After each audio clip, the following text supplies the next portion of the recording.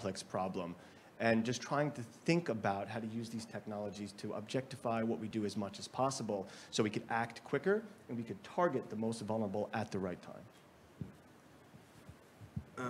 So Dante, let's think about this from the insurance industry's perspective. On the one hand, we can think of this as a disintermediating and disruptive technology that kind of removes some of that middleman activity that's a key part of your industry.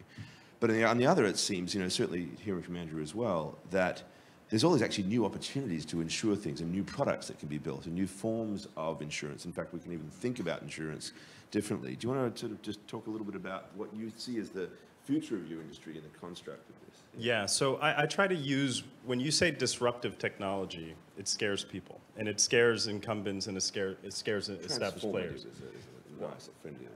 It is, but I would say augmenting technology, right? Because at the end of the day, companies that blossomed in the internet age after the first bubble burst, the ones that were the perennial ones had found business models that connected to the things people really care about.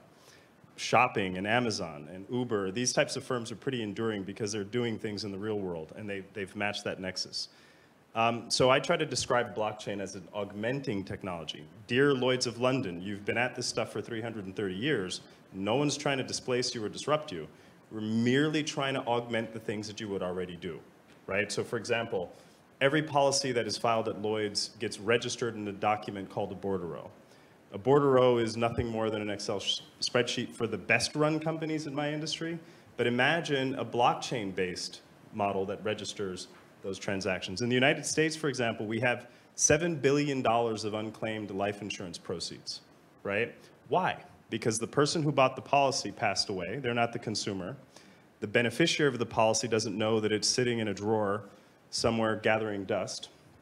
And the insurance company has either no incentive or no way of connecting the dots to the rightful claimant, right? So you could argue that a semi-permissioned life insurance industry-wide blockchain sort of based registry would enable people to rightfully claim money that they're entitled to. Because last I checked, most of us are a check or two away from bankruptcy. And so the ability to get that life insurance money in the Roman calendar as fast, argue even instantaneously, is net good. Good for the industry because it means we fulfill our promise to pay. That's all an insurance policy is a piece of paper with a promissory statement on it. Good for the household that bought the policy because they're back online. Remember, uninsured losses don't just disappear. They go to the taxpayer, right? 11% of California households or something like that have earthquake insurance. 17% of Houston households had flood insurance. Who picks up the tab? The taxpayer and the nation. So driving deeper penetration is where blockchain can make an enormous difference by eliminating all the friction that makes a lot of these programs incredibly costly from the outset or hard to sell. So I would say it's about augmenting the things that we do, not necessarily disrupting them. And bear in mind, I say that as an intermediary, right? So it's a bit of self-help. Yeah, but indeed, you're allowed to. You're allowed to.